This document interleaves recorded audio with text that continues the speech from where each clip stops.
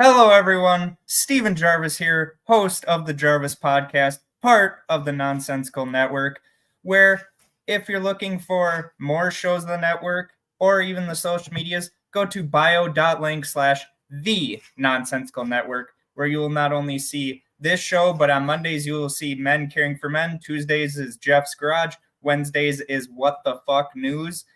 Thursday is Talking Shit. Friday is House of Glick. Saturday is the flagship show, the Nonsensical Nonsense Show. And Sunday is, as you all know, the Jarvis Podcast. Let's go. Hey, Val. Hey, Benji. How are you doing? Today, I have Blazin', and also I have the legendary, the terrific, the handsome Peter Anthony. That handsome, man. Thanks, man. I appreciate it. Thanks for having me. I'm gonna get shit on it for that one. Dude, that girl hasn't called me that in forever, so I'll take it. Facts on facts. My wife can't even call me that without laughing. It's like, yeah. So, Peter, how are you doing, man? Good. Hey, Val. Val's the best. Hey, Val. Yeah. Happy Sunday to you, too. Happy Mother's Day to all the mothers out there, even the stepmoms. Happy Mother's Day, because you're making a difference no matter what. Blazin', how are you doing? Yes, I am running on empty. The open door challenge last night went its full 6 hours as usual, and I was up late, but I'm good. I'm excited to talk to Peter. I was back in the studio. I was telling him this was my first venture into fan films, so I got a lot to learn, a lot more to watch, and I'm excited. I'm absolutely excited. It's great meeting you, Peter. You too, man. Hey, by the way, if you don't have the film, I'll mail you the Blu-ray with the Manifest edition. Shows how we did all the kills and we put the whole movie together and everything. If you want. Oh, okay. Yeah, I'm down.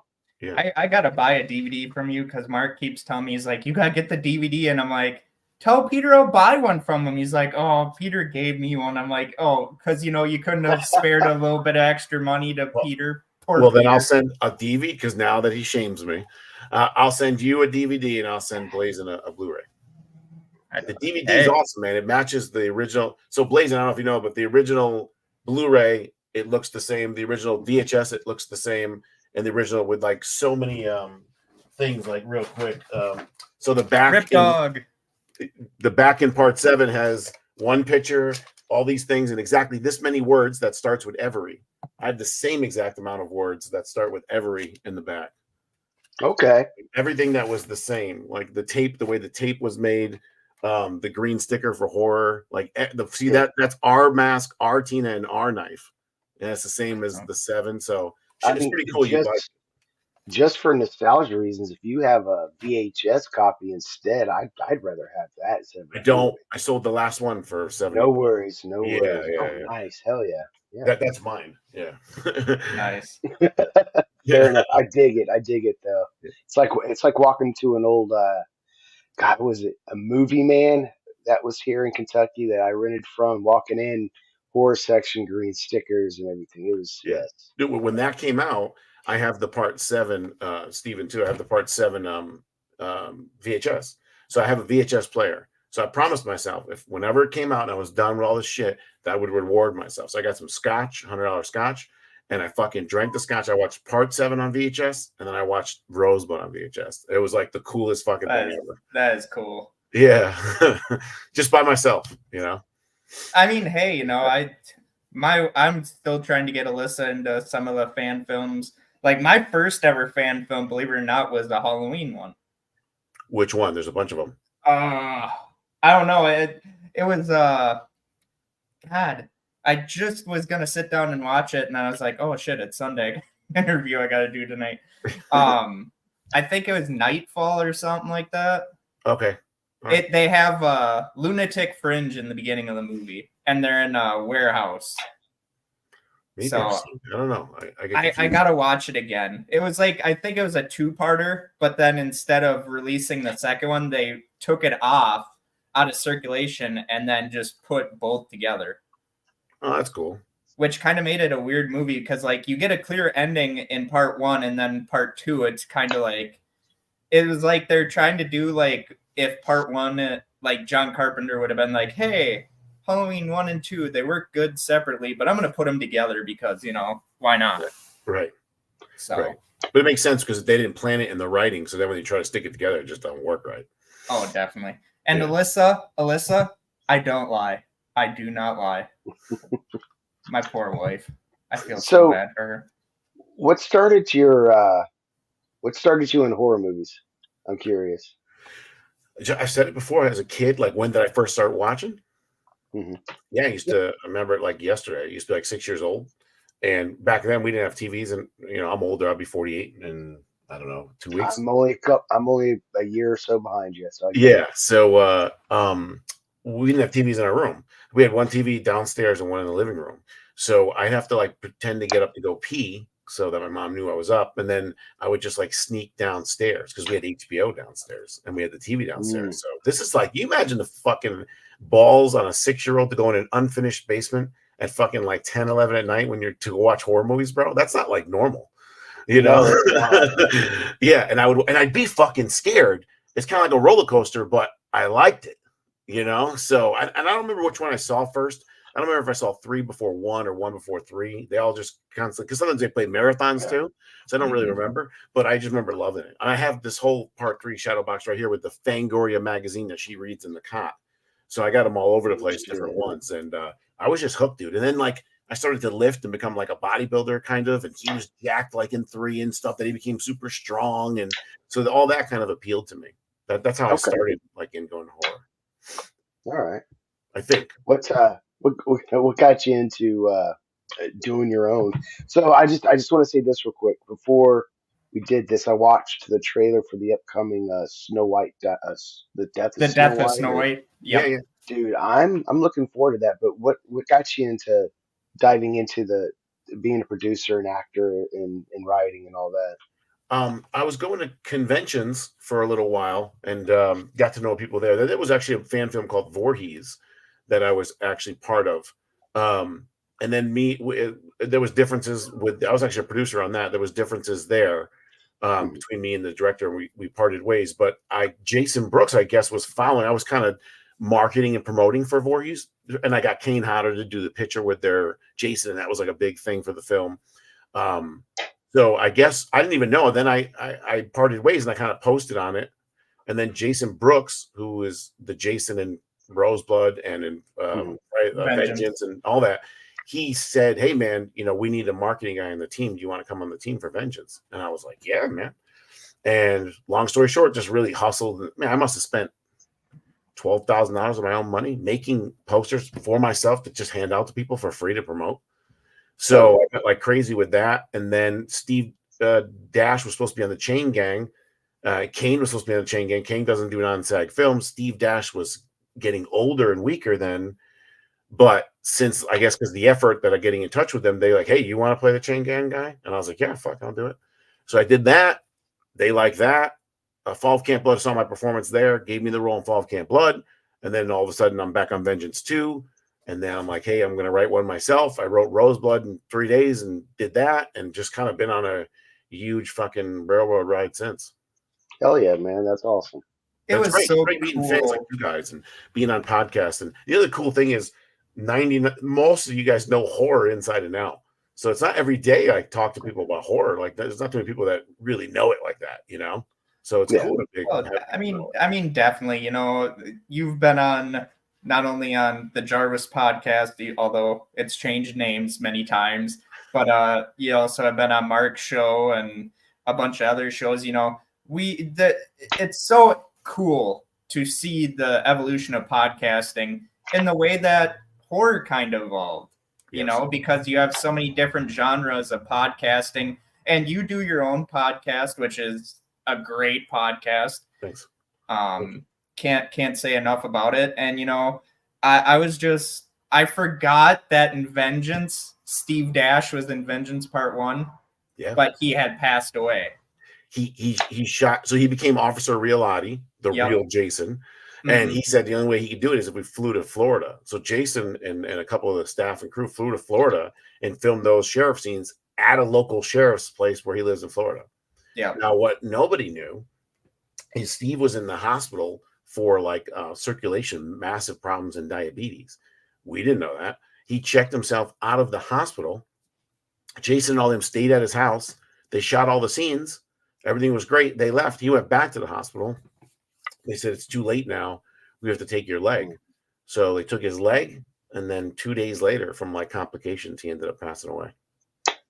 Oh man. So that was man. I'll never forget that. Jason Brooks called me like 12:30 at night. And I'm like, what's wrong, dude? It was like December something. He's like, Steve died. And I'm like, what? And we got so close with him, you know? So that was horrible. That was horrible. But in part 2, I don't know if you saw it, Jason Brooks flew out his grandson, and his grandson in Vengeance 2 plays Sack Jason Boyd. Yep. His whole family was there. During that scene, they're all there crying. Everyone's pretty much crying on set. And he like handed him the reins. So Jason Brooks and Sean did that pretty class act. Rip Dog, that's a good question. Real quick, Peter, would you like to plug your podcast? Go ahead. Oh yeah, it's going to really start ramping up now. It's the Peter Anthony podcast. That's it. So I've done a whole bunch of stuff. I used to do giveaways. I used to do trivia. I've interviewed a lot of stars, stuff like that. But now I finally got new graphics and all kinds of 3D animation and stuff that are being done. Now I'm really going to start pushing that. So, and that's everything. You can find all that on Peter Anthony Productions on YouTube. Yeah, I was just going to put that in the description. Did Blazin', did you see Laugh's trailer? No, I'm gonna dive more into it. So I'm really glad Steve to pull it up. Steve, can you pull it up?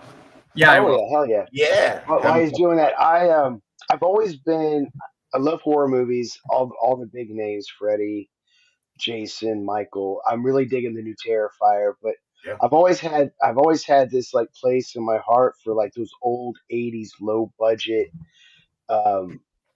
just thrown together movies, and because you always find those gems. And now that I've been introduced to fan films, it's like that again all over. So I'm definitely going to watch a bunch of yours, and then I'm going to go exploring all the Halloween ones too. All right, I'll shut up now. Yeah, can you make it full screen? Can you make it full screen? Yeah. On that thing at least.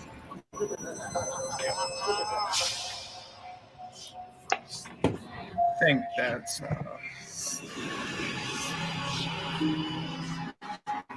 nope. Oh, come on. That's good. That's good. As a child, my mother would warn us of Baba Yaga, a powerful demon who would possess and devour souls of men.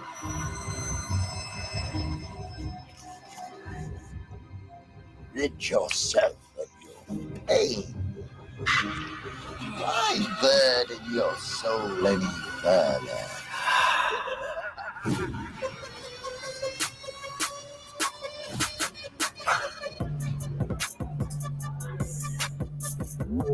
Oh yeah, this is already my type of movie. Peter Collymore is in the house tonight. Let's make some fucking noise.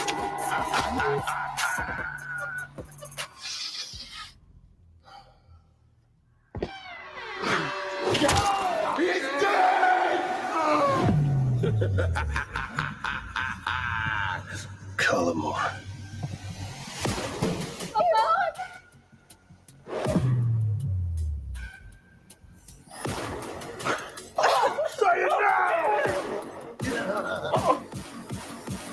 It's time. Give it to me! You are in good hands.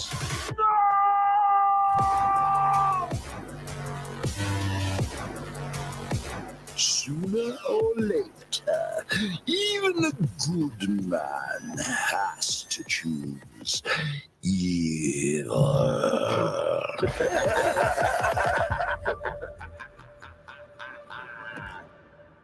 All right.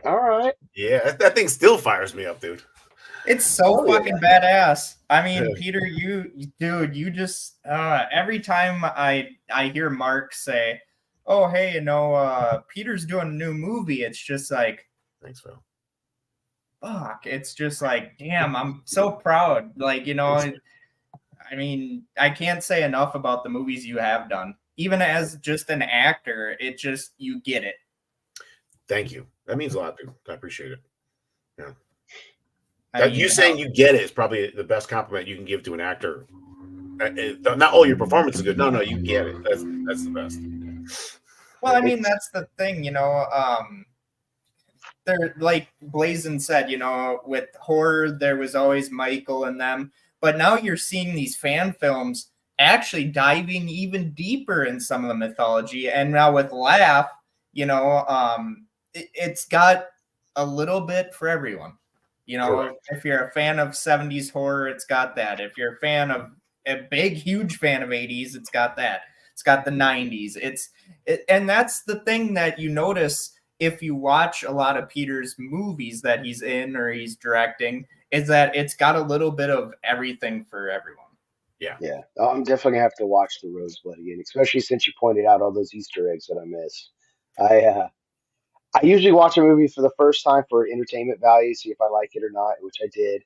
Then I like to pick it up once or twice or three more times because sometimes I like to really get analytical about it. Yeah.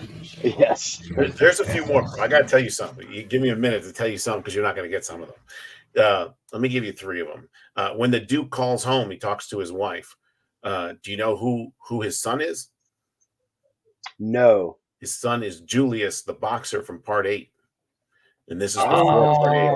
He said, "Where's my son? Oh, he's boxing. Oh, he's boxing." Yeah, I did catch that, but I didn't know who. That's who. Yeah. It was. Okay. Because that time he would fit. So not only is he upset that his friend's face got taken off, remember me, Jason now kills his son, which gives the Duke, in my mind, the real premise of 9. Yeah. You know what I'm saying? Okay. That's kind of what I wanted to feel. Definitely. In 9, when he hits him with the handcuffs, he says, "Remember me?" And then in your brain as a fan, you're like, what the fuck was that? When did they meet before? So I thought that was a cool way to do it. Well, definitely. Yeah. I think Blazin', if you haven't watched Vengeance 1 or 2 yet, or Fall of Camp Blood, definitely them ones are good watches too. Darcy comes back from Part 6 playing the same character of Nikki. Yeah. When we had Darcy and Jason Brooks on, I never once thought that, you could take a shot in a motorhome like that where your face is pretty much pushed through a motorhome and still live. And when Darcy told me that, I was kind of like, really? And then I watched it and I'm like, I could totally see it. And then of course they got Richie Ramone in there. They got Tommy McLaughlin. It's just a who's who of very amazing people. Did she tell you how I'm the one that came up with the whole, she asked me about the death. Did Darcy tell you the whole story? No. Long story short, it's supposed to be Felissa Rose. Playing a part, and then she couldn't because she does a million films, Yeah. So she was on another film. So then I'm like, "Hey, Jason, dude, why don't we go get we didn't even know her, and I don't even know if she would have acted. Like I didn't know anything. I was like, "Hey, why don't we go get Nikki from Part 6 in the RV?" And then he's like, "Well, she died." I go, "Did she? Did you see her die?" And he's like, "No, I guess not." I'm like, "Bro, in this fucking series, motherfuckers come back from way crazier shit than that." Yeah. I'm like, that was just a head through like a plexiglass mirror or whatever the fuck it was. So he's like, I'm like, give her scars and do it. So then I called her and Jason said, yeah. And I called her and told her that the offer, she was like so fucking gung-ho about it. She loved it. She has super energy. She still looks phenomenal. Oh yeah. Yeah. Definitely. I picked her up to like hold her in the air one time, celebrate. She weighs like 100 pounds. She's like this big. Yeah. So that was mad cool too. So not only that, who else is in there? One of the Pinheads is in there. Yeah. Richie Ramone, Rob Mello, the Happy Death Face Killer's in there. Yep. Which Mark and Brian just had Rob Mello when they interviewed Tommy McLaughlin. Tom Matthews, Tommy from Part 6, CJ Graham, Jason from Part 6. Yeah. What's her name from Halloween 5? Tamara Glenn. Really? He's in it. Yeah, dude. CJ's wife, Ruby, is in it. She's one of the girls friends with Darcy.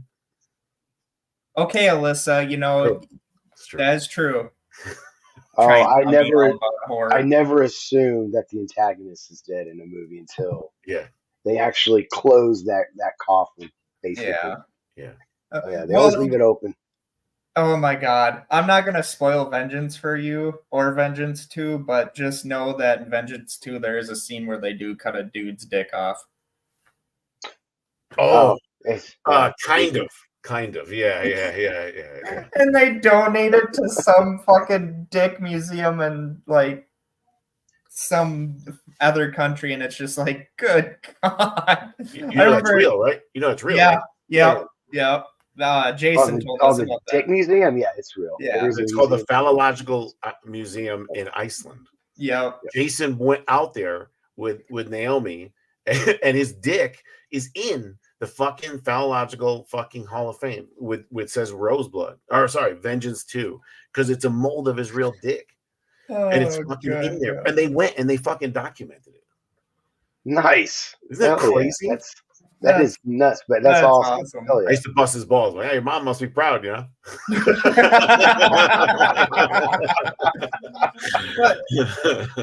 And Fuck the Smithsonian. so yeah, exactly. So with Laugh now, how long of a process is that going to be, and is it ready to come out soon? No, because like my injury, so that's getting put off till 2025. We were supposed to shoot the rest of it September 9th to September 20th coming up. Mm-hmm. And now with this injury, I don't know what's going on, and I have tons of money on these places that I have to deposit. And like one of them is $12,000 for this place called the Palace, because the end of the movie ends at the Oscars, and this place literally looks like the Oscars. It's $12,000 for one day. So I said, dude, I got to put this off. So that was the whole gist of everything. I put it off until 2025. We have 2 movies coming out, 259 and Death of Snow White. Focus on those, shoot those, and then the whole team come back and help me, and we'll finish out Laugh. I mean, we already shot 6 days worth. And everything else is already lined up where we're going to shoot. I just got to push it off because I got to figure out the knee thing. Yeah. Oh, definitely. I mean, you know, just waiting for like the Death of Snow White. I know that that's been an interesting project. I mean, hell, when Mark told me about it, I was just like, the Death of Snow White, and he's like, yeah, and Sanaya. Yeah. Is gonna be in it. See, Mark, I can do it the first time. And she's a perfect Snow White too. She like literally looks like Snow White. It's fucking amazing. And the other cool thing about that, you know what's missing about that trailer is Sean and Jason hired these guys on horses with metal cavalry and all kinds of shit in night gear and all that shit like that. That was supposed to be in that battle scene, but Seattle got hit with a huge cold freeze. Like the whole country, remember, had that huge cold wave. Yeah, and it was what the fuck was it? It was 3 degrees or something like that. And the horses legally cannot work under 25 or 30 degree weather. So he paid for it all, and all that shit couldn't be in there. So that scene would have been like so much more epic, you know?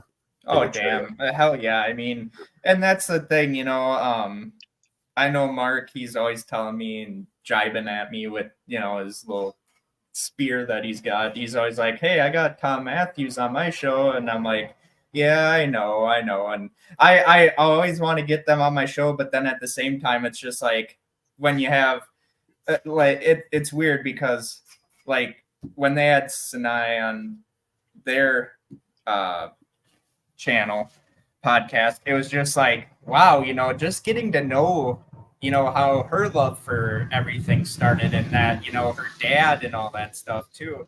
It's just like, you know, it is a family affair. Yeah, and it's so cool to see her living out her dream, you living out yours, her dad and her mom living out theirs, and it's just one of those things that you keep rooting for these people, because she could honestly, just like you both being out in Hollywood making these great movies like you already are, and Hollywood would probably be like, well, we don't know how to market this, and it's like, watch me. Yeah, exactly. Hollywood ruins everything. Yeah. Agreed. Just like now, totally Peacock, we don't know what's going on with the new Friday the 13th show on Peacock anymore, because Brian Fuller has left. So now they're looking for a new showrunner, and A24 is being tight-lipped about it. And it's like, yeah. And now we're not hearing anything about the new Halloween TV show that Miramax is a part of. And it's just like, it's not good for horror right now. It's really not. No, especially Friday the 13th. I mean, they haven't had a film. This is the longest drought ever. 09. Yeah, the remake was the last one. Before that, it was 10 years, between 9 and 10. That was or 9 years. That was the longest run. But now it's terrible. It's the worst ever. It definitely is. It's the best time. When the fucking first one was supposed to come out in 2017, they had a couple drafts. They had 2 different drafts. One was the one where the father had the sack on. I don't know if you read that one. And then they said, remember, the reason why was because Rings came out. Rings with an S. Yeah. The third Rings. And it failed. And the studio said, well, if it failed, Friday 13th will fail. I'm like, are you out of your fucking mind? There's two completely different fucking fan bases. You know what I'm saying? And at that time, the convention prices went from $20 a horror person to 40. All the new costume stuff started happening for the conventions. Friday 13th, the game came out. They thought they'd sell 500,000 copies. They sold 3 million in the first day. Like, they totally misjudged the market. You know what I'm definitely. saying? I mean, it's their way of trying to demonize the horror community. They did it way back, before Halloween. They did it after Halloween. They did it in the 80s. And it's the fans that have really kept horror genre going. Yes. I mean, hell, the last Halloween movie we got before we got the trilogy was Rob Zombie Part Halloween 2.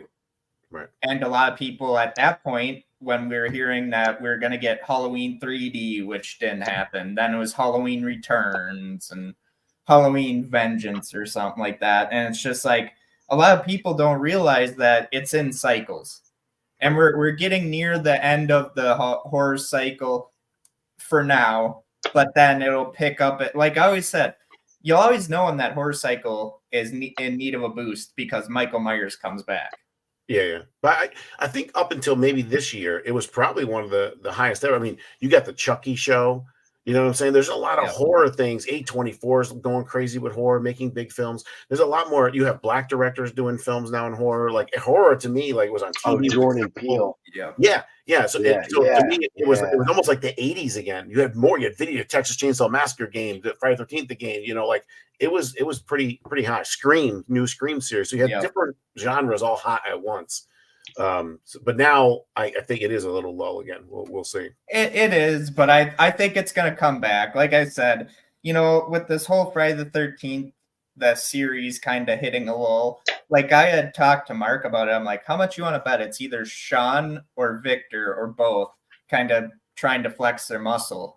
Well, the problem is how does one write without the other? Yeah. So he can't. One has Camp Crystal Lake, the mother, and boy Jason. The other one has Friday the 13th and adult Jason. Well, how do you tell a pre-story without them both? That's fucking crazy. And what was she going to play Adrienne King? Adrienne King is in her 60s, almost 70. She couldn't play Alice back in the day. And is she playing Alice now? No, Alice is dead. She had the ice pick in her head. So, like, what would she have played? I don't understand. I asked her, and she didn't tell me. She wouldn't tell me. Well, she's out now. She's out of the show now. She left. Okay. And supposedly, because like Mark, one day I'm on my walk and he's like, oh, it's been announced that A24 pulls the plug on Camp Crystal Lake, the series. And I'm like, well, we'll wait until I get home. And then we had all found out that was all a lie. Yeah, I knew it was becoming a retooling. And I was like, hey, Mark, you might want to read Bloody Disgusting because the original one you read, evidently the guy who did it doesn't know their ass from the hole in the ground and won't reveal their source. Where Bloody Disgusting, of course, did. And Mark was like, oh, well, unless someone else says it. And I'm like, Mark, go on Twitter X on A24's site. If A24 was going to cancel this, it would be all on X, and it was quiet. Right. And it's just like, I don't know. Like, I want so badly for us to get that Camp Crystal Lake series, but at the same time, like... I'll take a regular movie over it. Definitely. I'll take anything Friday the 13th related. It's been too freaking long. Yeah, man. Yeah. Do you understand the last one, the 2009 one, made 110 million off a $30 million budget? Dude, Jason is 10,000 times more famous now. Definitely. Yeah, and the 2009 people that were younger that got a little taste want more. You know what I'm saying? So and then all of us want more who are the fans from back in the day. So I think worldwide, the next one makes 300 million. Easy, because England likes it, Europe. Yeah. I think it makes a lot of money because people really want it. Well, I mean, even looking back at the hold on, gotta plug in my computer. No, you're good. Even looking back at the trilogy of Halloween, everyone was like, well, this is Blumhouse. They're somehow gonna screw it up. Well, then we got John Carpenter back, and then people were like, well, it's still going to be messed up. And then we got Jamie Lee Curtis back, even though she was only supposed to be in one film when we first found out that she was coming back, because they had filmed 2 endings to Blumhouse's 2018. The original ending where she dies. Yeah, they show it in the other version. Yeah. And it's just like, to me, honestly, they should have kept that version in, because I hate to say it, I love Jamie Lee Curtis. I would love to be able to sit down and talk with her, but we had already known about the Lori story. Right. I mean, granted, this time around, they dropped the whole their brothers, sisters, cousins, next door neighbor bullshit, and we're trying to go back to the original Halloween and make it scary again. And to me, it's just like, once you got past kills and then went into ends, which ends is its own thing, I'm still not buying that Lori overpowered Michael that bad. Oh, dude, 2018, it's kind of like the Star Wars last trilogy. The first one was good and set up a lot of shit, and then they fucked it up. And that's exactly 2018 was awesome, man. I liked it. He got that mask back on. Like, he was brutal, broke the guy's jaw in the fucking garage. You saw how he got the suit. Man, I fucking loved him in 18. He seemed scary again. And then Kills got fucking weird political in the beginning. And then the fucking, he's running around the hospital. The fuck guy looks like the goddamn penguin. And they think it's Michael, and the fucking, the crowd and run. It's so fucking stupid. Evil dies tonight. Yeah, that's the dumbest shit ever. And then ends, like I said, I like to be fair, right? And trust me, I get more pissed off than anybody else.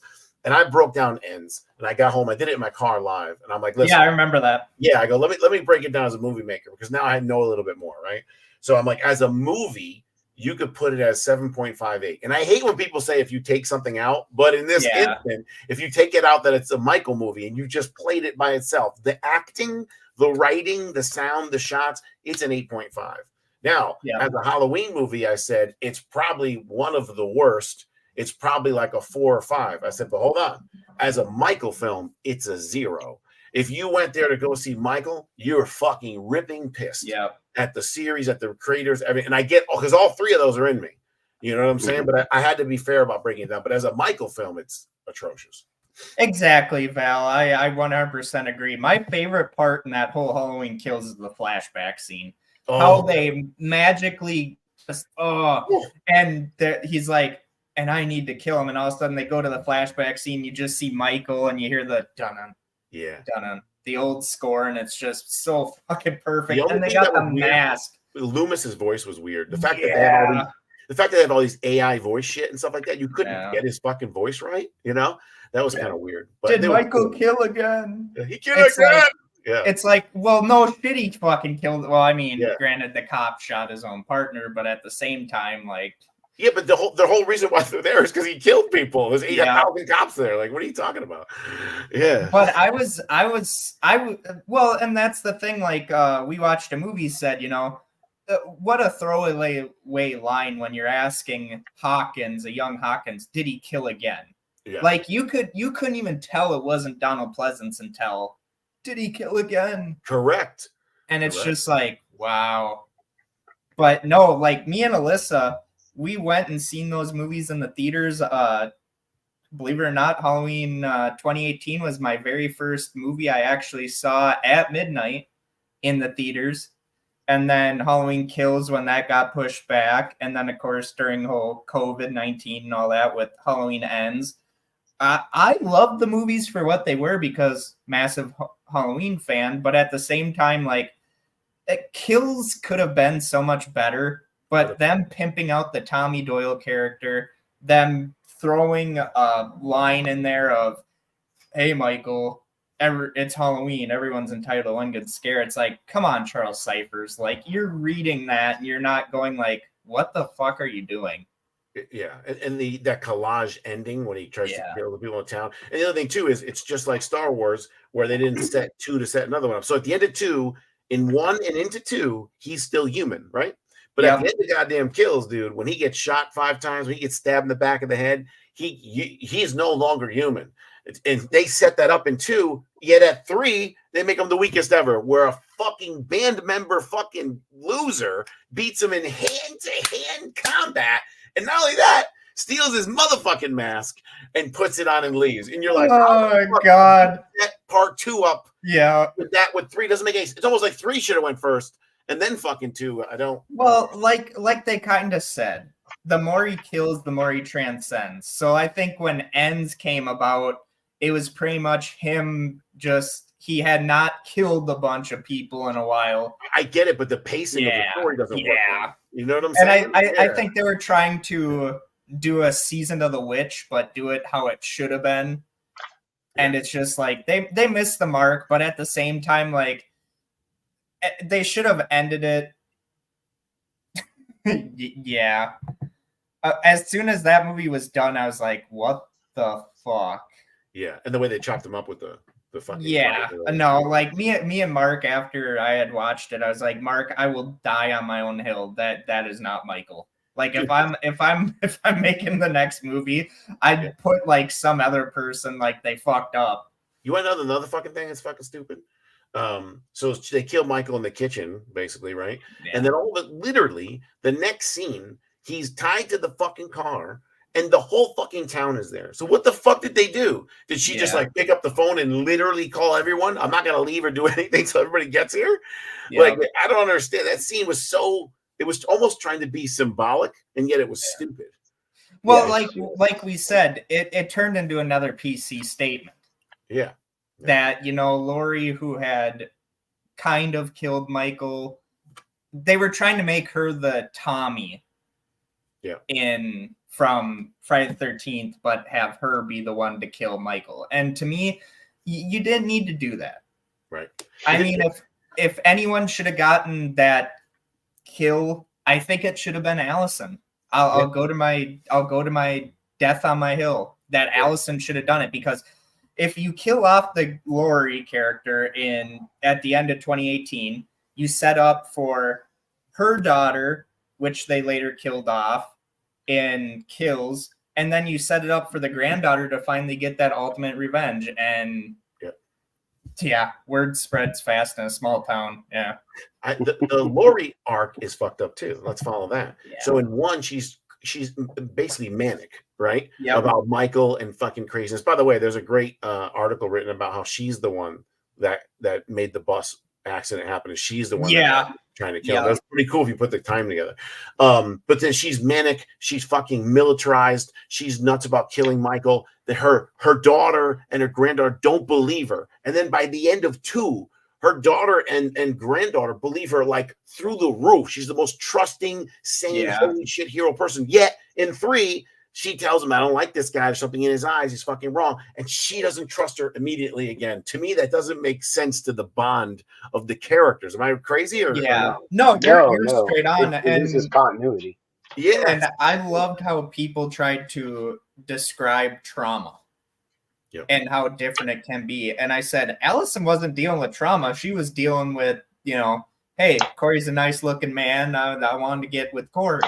Yeah. And at the same time, she was sick of her grandma. Yeah.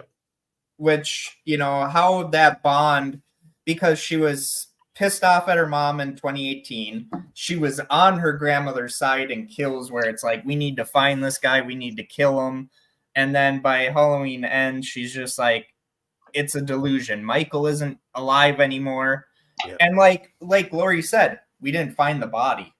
Right. But the boyfriend in this one, who's supposed to be the somewhat anti-hero-ish kind of thing, is the one who basically ruins Allison. Yeah. So to me, that contradicts what you're trying to make the audience feel about him. Me too. He accidentally didn't mean to kill the kid. He's actually a good guy. We're going to root for him because they want you to be fooled by the end. You know what I'm saying? But yet, when he's that cancer, even though I thought that relationship worked pretty well on film, it take away from, again, the arc of the story. I don't, that bothered me. Well, that's why I say the novelizations of those books or those movies are better. Yeah. Well, not better than one. Well, no. Yeah. I ended up once they said they were re-releasing the very first novelization of Halloween, the 78 version. I was like, I need to get that. Yeah. And I got it sitting down. I was reading through it, and I got to the part where Laurie is gonna drop the key off at the Myers place, and And I was just like, God, just the way they talk about it and how they talk about Michael's time and Smith's Grove and all that. It's so cool. And hopefully one day, if we do get the TV series, we get that version. I'm glad you said novelization because to me, there's pros and cons of novelization. Yeah. The greatest thing about novelization is your imagination. So all three of us could read the book. We have Loomis looking 3 different ways if we didn't see the movies. You know what I'm saying? So like things like that are cool. But to me, Loomis, man, with that voice and that acting performance, you cannot get that in the book. No. The way he comes across as a police officer, your granddad, a hero, a smart scientist. He comes off like everything at once, you know, the way he performed it. I mean, I don't think you get that in the book. Well, Donald Pleasance, I don't care if they could find another guy that could be Dr. Loomis, because they've been talking about wanting to bring the character back in future. People want me to play him in a fan film. I wouldn't be mad at that. Maybe. I was a lot fatter back then too. I think that's why. Yeah. I mean, there's people out there that were like, "Oh, too bad we didn't get the Christopher Lee one," and I was just like, "That would just be another British horror movie." Yeah. And that's why they were getting that. Yeah.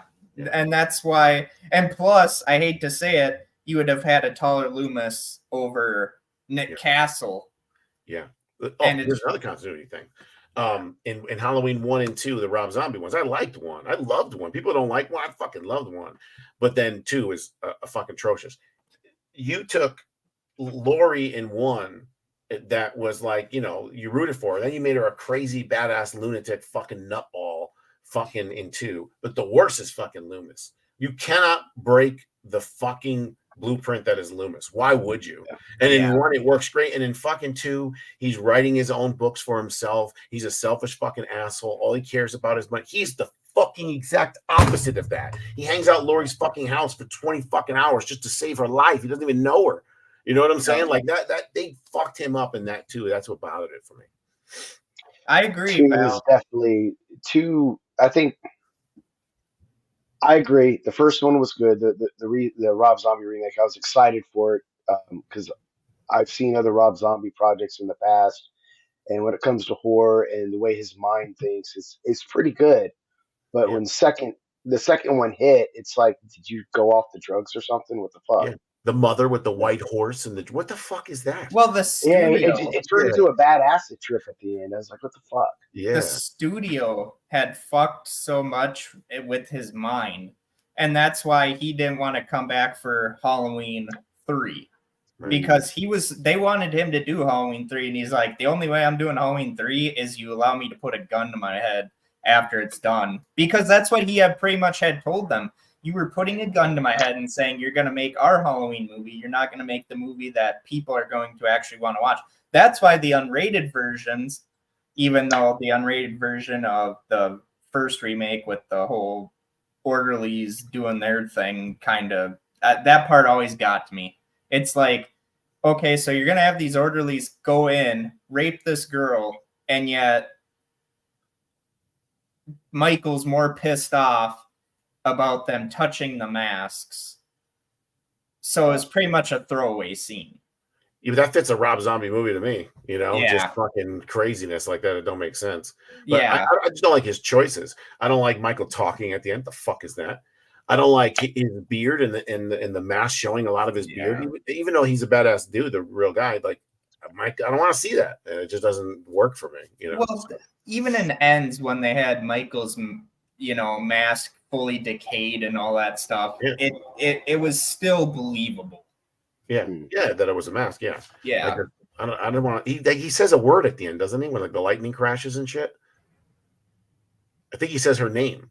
Almost positive on it. I haven't seen it in a while, but in the second one, in the remake, in the end when the helicopter's above him and the glory or something, or I think he tells Loomis die or something.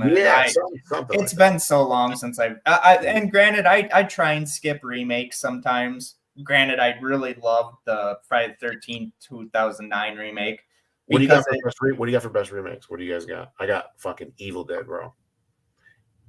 Evil Dead fucking I like that. The remake one. That was yes. awesome, dude. It was good. I was completely shocked. I was thrown away. I was like, Phenomenal, dude. damn. Yeah, Phenomenal. it was awesome. Yeah. Because I, that's I have the yet to see Rise. Yes. I have yet to see the newest one. No, not Rise. Rise is okay, but nowhere as good as the one before. Was Oh, that like with a Alvarez? prequel or something? Yes. Why is that in? Okay, yeah.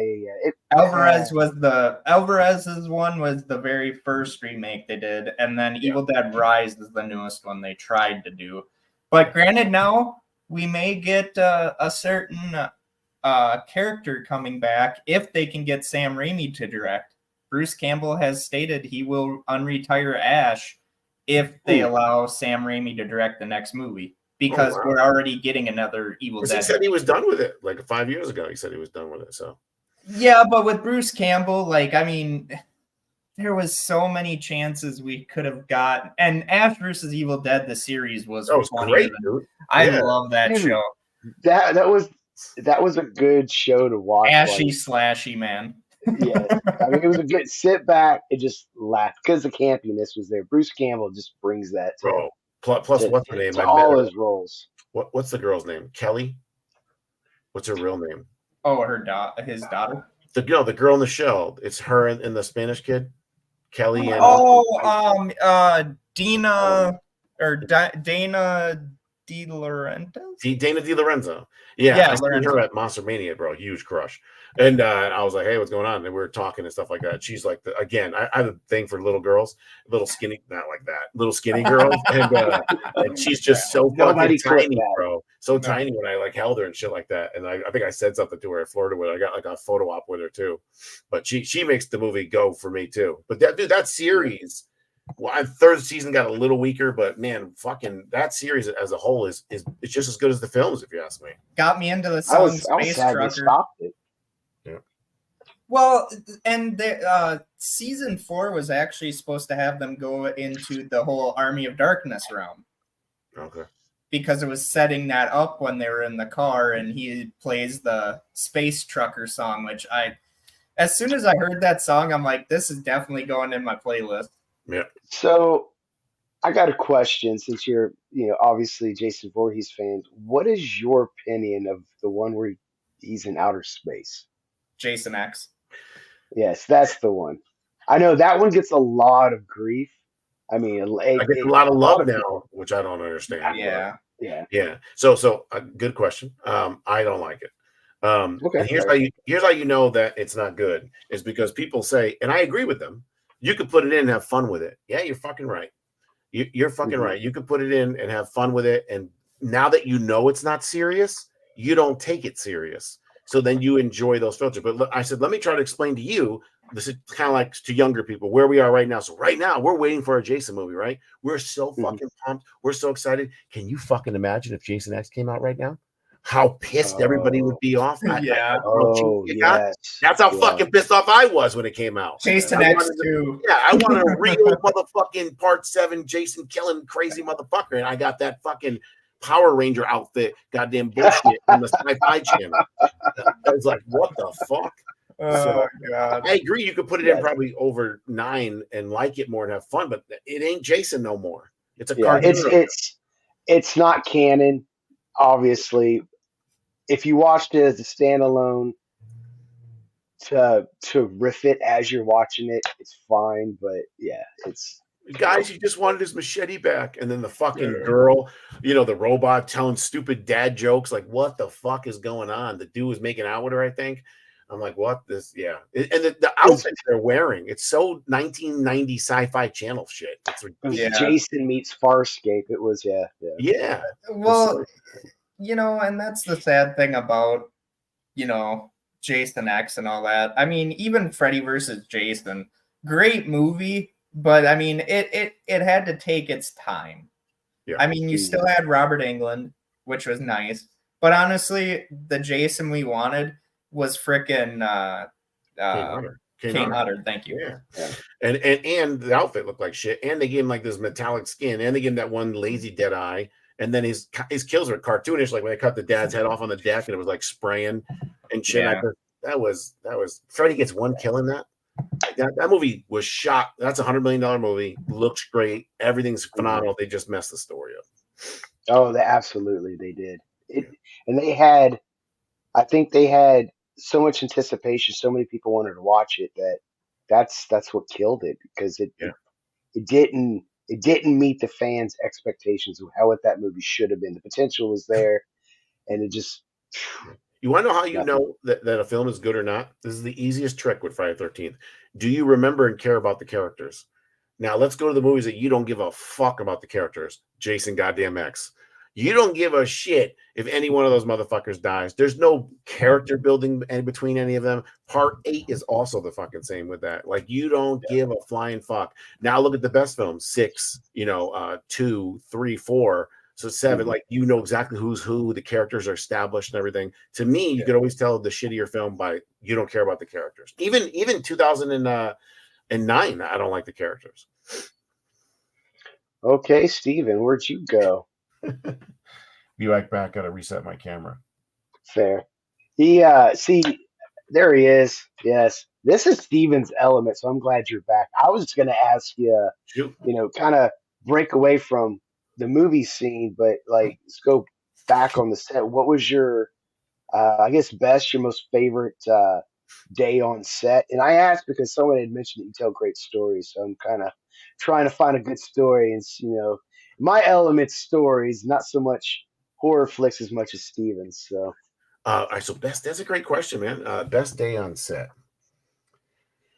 So many different days and so many things. Correct, Val. yeah, I'll tell you the most giddy and happy I was as a kid. You want that one?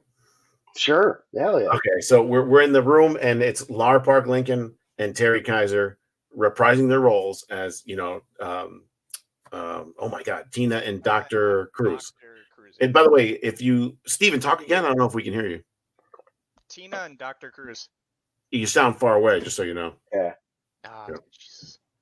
But in that room, Blazin, if you look at the back of the wall, that's the real fucking items from part 7. I went and got the train poster, the Challenger shuttle, all the pictures on the wall, all the items in the room are the exact items that were in the movie. Oh, fucking dope, dude. Yeah, hell bro. yeah. So now I'm sitting there, I'm in the room, and it's Terry and Tina, and I'm in there while they're directing, doing the takes. And I'm like, it like hit me that I couldn't fucking believe what was going on. I'm like, how the fuck am I directing these people? I'm telling them how to be Tina and Dr. Cruz. Like, what? It was crazy. So then we had to take like a break. And I go, all right, 2 minutes, let's take another take. I was like, oh, Mr. Directory, right? And I opened the door, and outside is called Video Village. It's where all the screens are. Everybody's watching everything. And I come out and I go, can you fucking believe this shit? They're in there right now. Yeah. Close the door. I go, all right, let's get back to work, everybody. They have that on the behind the scenes somewhere. I was like so excited, like a little kid, Hell yeah. That was a good time. Good. Well, I mean, yeah, you definitely had what you wanted. I mean, like you said, that is a continuation of 7.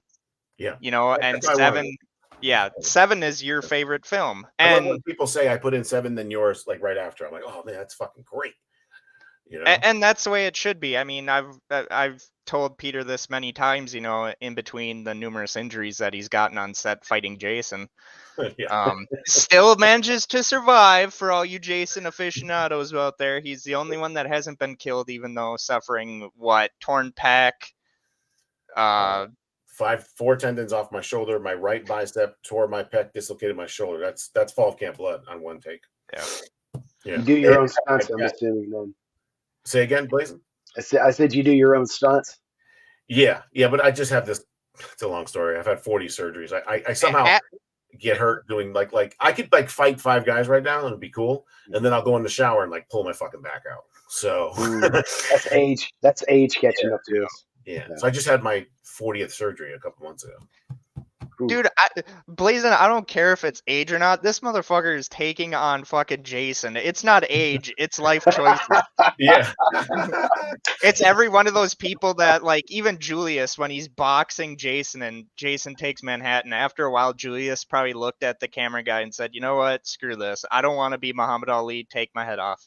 Dude, I just saw him at New Jersey Horror Con. Obviously, saw the picture. So I'm with Julius because he did a shout out for Roseblood, because I told him what the character, how he played into the movie. He's like, that's great. So he did a shout out for Roseblood.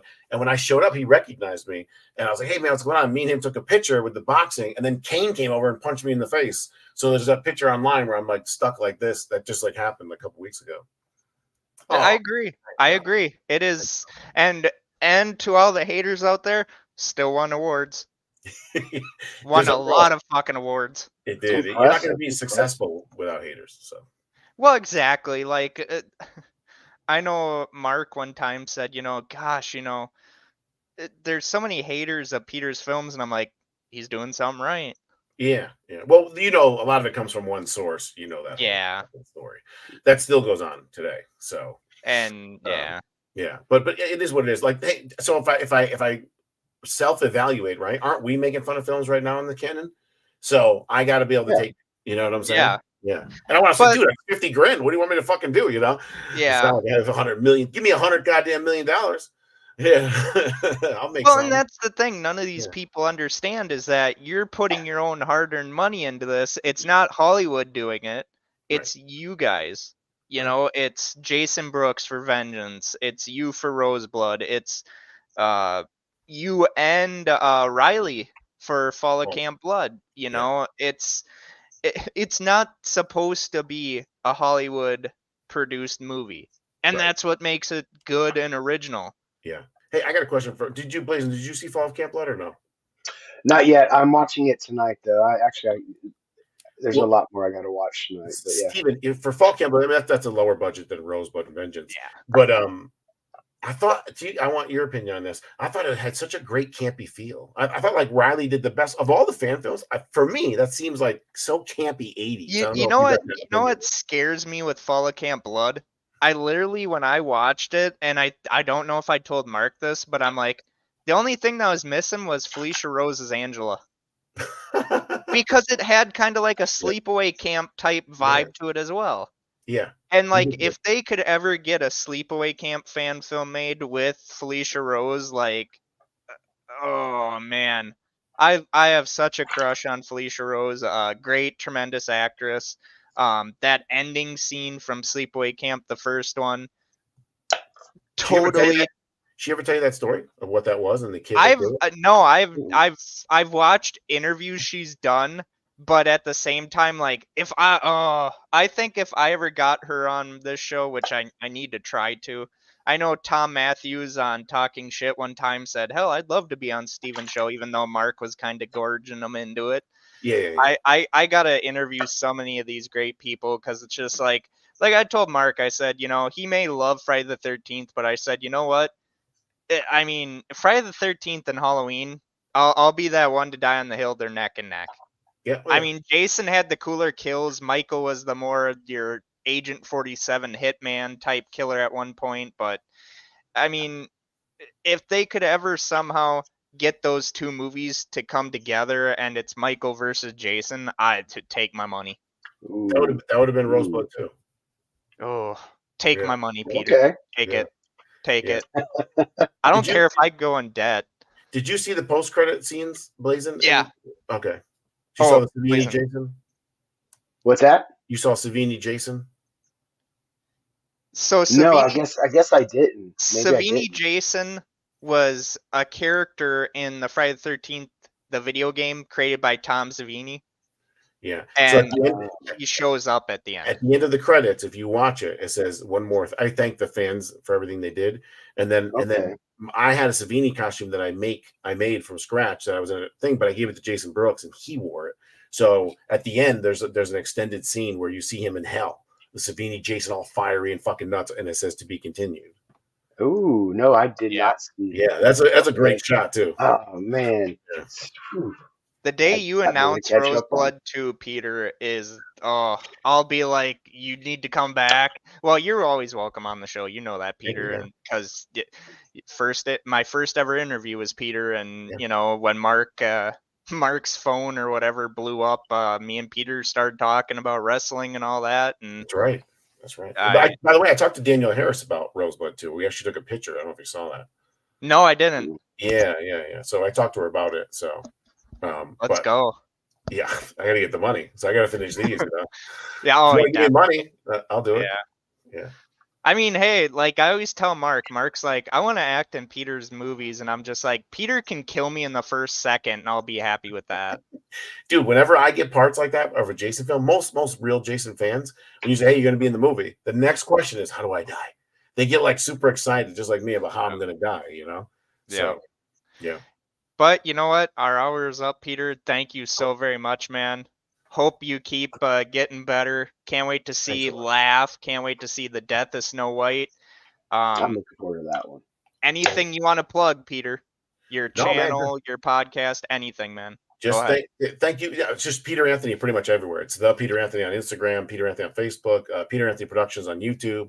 And then you can see Laugh on there and so on and so forth. And that's it. I just want to say thank you, Ben. I was pretty much the lowest of lows for the last like 3 days after the knee things. Still pretty fucking low, just not showing it.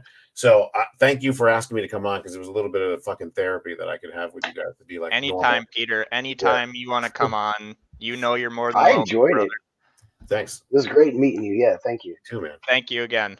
All right, man. I'll see you guys. See you later. And that is Peter Anthony. So, Blazin, how was that for an interview, brother? Man, you were in your element. I have to applaud you. I shut up most of the time, and you know me. Yeah, I Yeah. love hearing myself talk, but it was good to see you in your element talking Well, horror movies, man. Like Peter, I thought I was a horror movie fan, but my mind was just blown. So I appreciate you. you know, Peter is such a great interviewee. You know, he doesn't have the one word answers. He gives you the answers that that blow you away. Mhm. You know, and Peter, I know you're probably still out there listening. Thank you so much, brother. You don't know how much that helped me with my confidence getting back into the whole interviewing guests. And we'll still do more of the same stuff of, you know, the reviewing movies, TV shows, all that. We'll have guests come on, which actually next Sunday I will have another guest on the show. Ooh, are you gonna give us a hint? That is going to A be little Rock bit. Lee. That is Rock Lee. Rock And we are Lee. going to Hell be yeah. talking about our favorite video games, Okay. All right. because Rock Lee is actually a gamer, not just a music guy. All right. And Yeah. then the Sunday after that, we will have Brett from Good Real Hunting on the show, and it's gonna be amazing. You know, we're Awesome. all in with this whole network thing. I can't believe all the great people that are part of the network. Which, if you are looking for other great shows like this, I'm kidding. My show ain't that great. It's just the people that are on it that are Really. great, like Blazin, everyone else. You know, not me. I'm flattered, but I think you're giving me way too much credit here. But if you're looking for all our social medias, go to bio.link/the nonsensical network. I don't know, they might have changed it, so I should ask. Click on that. Where every day of the week from the Nonsensical Network, we have shows. Monday is the Men Caring for Men, which is a men's mental health show, breaking down the stigma that, you know, hey, only certain people deal with mental health. No, that is false, actually. Right, Blazin? We all deal with mental health Yes. struggles. Oh, yes. Mental health is important. I think everybody, regardless if you think your mental health is good or not, see a therapist. Talk about it. Tuesday is Jeff's Garage. Wednesday is What the Fuck News, where surprisingly last week I didn't have a major blow up. I was very proud of myself. I thought very good on that one. Of course, no one else ever commended me on it. Uh, Thursday, the talking shit with Mark and Brian, you know, assholes that they are. Love you guys. Friday is Glick's House of Music. He had a very good interview this last Friday with the Southern Outlaws band. That was great show. Saturday is the flagship show, The Nonsensical Nonsense. And Sunday, come back for the Jarvis podcast, or the Gervais project, as we sometimes like to call it. Blazin, what do we always say when we go to end the show? Um, uh, I don't know. Hashtag sign off. I love it. Come back next Sunday as we will be interviewing Rock Lee, talking about our favorite video games. Hopefully Blazin will join us. Hopefully some other people might join us too, get off their lazy asses even though it's I Sunday. have to check my schedule. I'm sorry. Dude, I totally No, forgot today you're was good, man. Mother's Day. Like I said, last night. So Saturday nights, guys. I love Saturday nights because I get to hear myself talk and joke and bust people's balls, get my balls busted. Saturday nights are awesome. It's also when I let the bourbon flow a little, and last night I let it flow a little bit too much. So it was a rough day, but I woke up afternoon. I was like, shit, it's Mother's Day, but I fired up the grill. I did some ribs, corn on the cob, and all that good shit. So it was a good day, and then I get to end it right here, and then I'm gonna go watch some movies. I got some fan films to catch up on, and Let's go. now yes, and now that I'm familiar with fan films, I'm a huge Freddy Krueger guy. Like They do Michael have Ross, Freddy. They Jason, do. yes. So I have to Um, go find some of those. I don't know if you ever watched My Bloody Valentine. A while back, it sounds familiar. Yeah, they had one back in the 80s and then of course the remake. But they actually did a fan film on it called Valentine's Bluff, I think it is. And it actually connects both the stories together. It's really good. Oh, okay. I have to do that. Thank you. Yep. All right, I'll So shut up so we can sign we off. will see I'll you keep going. next Sunday where we will have Rock Lee on the show. We will be talking about our favorite video games. I got to nail the time though on that. So we here at the Gervais podcast want to say happy Mother's Day to all you mothers, including the stepmothers, because you're making a difference in some child's life. Don't ever think just because you're the stepmom doesn't mean you're the real. It doesn't make you any less. It doesn't. You're helping out someone. That's sweet. I dig it. It is. So we will see you all next Sunday, and we are out. Hold on, I gotta play my outro. Shit.